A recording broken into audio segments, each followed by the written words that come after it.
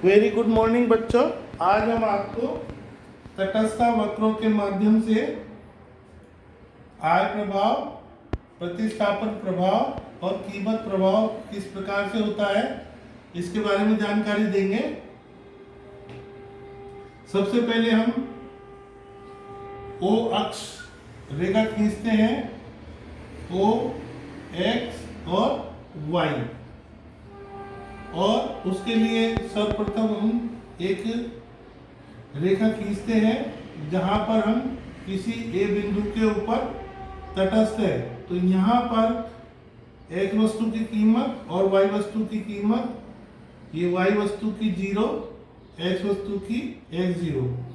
मान लो इसकी कीमत गिर जाती है, तो कीमत गिरने के बाद ये सी एस रेखा है, ये सरक करके इस प्रकार से आ जाएगी।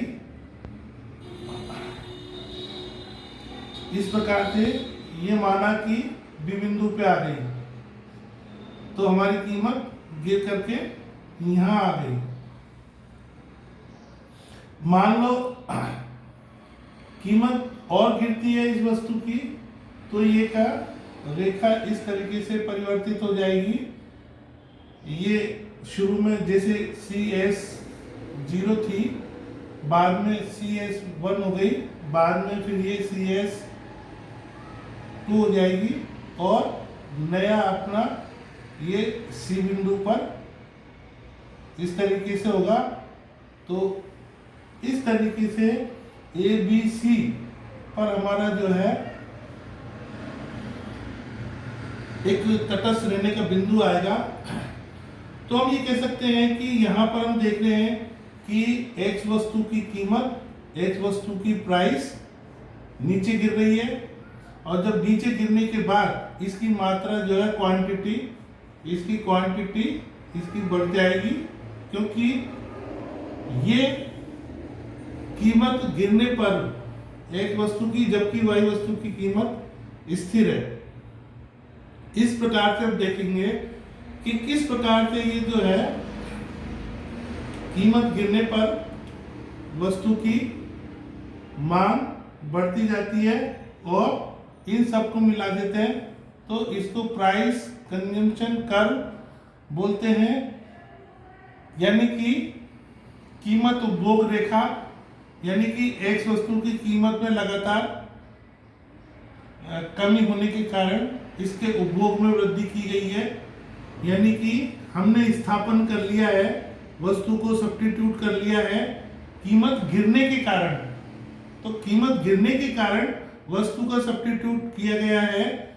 इस प्रकार से इस रेखा को हम प्राइस कंजम्पशन कर्व बोलते हैं, और इस प्रकार से हम ये स्थापन करते हैं, तो स्थापन करते चल जाते हैं।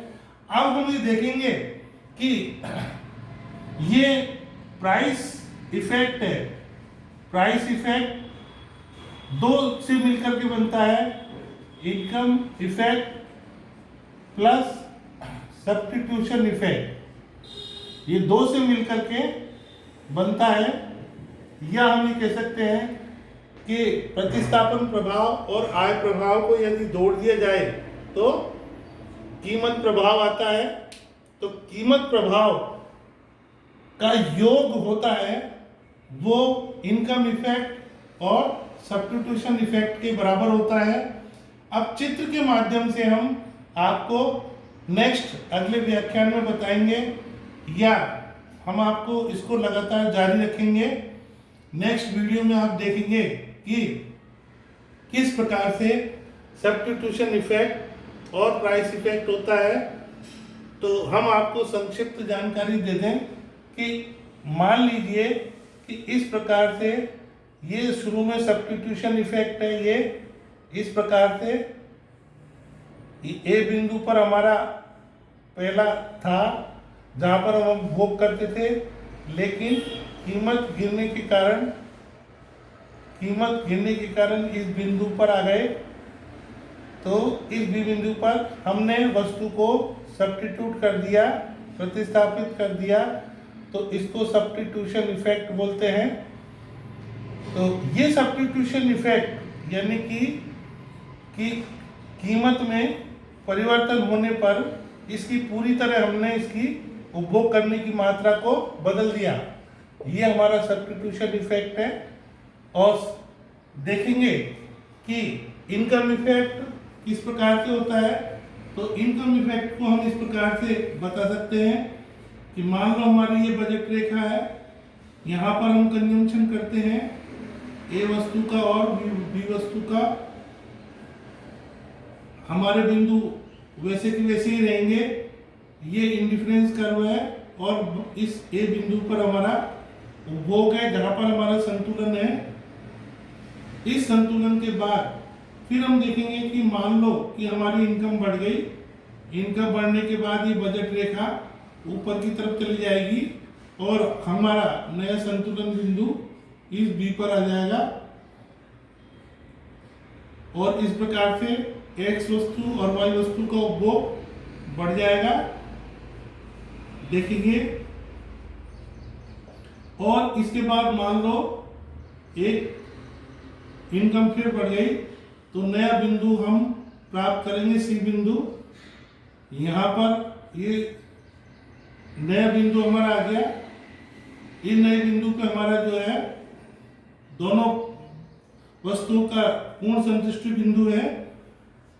अब इस प्रकार से हम देखेंगे कि यदि हम इनको मिला दें तो इनको इनकम कंजम्पशन कर्व बोलते हैं। इसको यदि मिला दें और इसको ए बी सी पे लगातार वृद्धि करते हैं तो इसको इनकम इफेक्ट बोलते हैं। इनकम इफेक्ट ये है, सब्स्टिट्यूशन इफेक्ट ये है। जैसा कि हमारा फार्मूला बताया गया है कि इनकम इफेक्ट और सब्स्टिट्यूशन इफेक्ट मिलाकर के प्राइस इफेक्ट बनता है। ये किस प्रकार से बनता है और इसका प्रभाव किस प्रकार से आता है ये हम आपको बताएंगे। और परीक्षा में ये मुख्य प्रश्न होता है। एग्जाम में अधिकतर ये प्रश्न पूछा जाता है कि कीमत प्रभाव, आय प्रभाव और प्रतिस्थापन प्रभाव किसे कहते हैं। तो आपसे इनकम इफेक्ट कर्व के बारे में पूछ सकते हैं, प्राइस कंजम्पशन कर्व के बारे में पूछ सकते हैं, सब्स्टिट्यूशन इफेक्ट के बारे में पूछ सकते हैं। प्रश्न किसी भी प्रकार का हो सकता है, वस्तुनिष्ठ हो सकता है, लघुत्रात्मक हो सकता है और बड़ा भी हो सकता है। बड़ा प्रश्न भी पूछा जा सकता है। इस प्रकार से ये एक माइक्रो इकोनॉमिक्स में बीए सेकंड ईयर के लिए एक इम्पोर्टेंट क्वेश्चन है। और इतना इम्पोर्टेंट क्वेश्चन है कि इसके बिना हमारा यूँ माने कि एक तरीके से कोर्स का एक बहुत बड़ा हिस्सा छूट जाता है। यदि हम इसको तैयार नहीं करें तो परीक्षा की दृष्टि से ये एक बहुत अति महत्वपूर्ण प्रश्न है। That's all.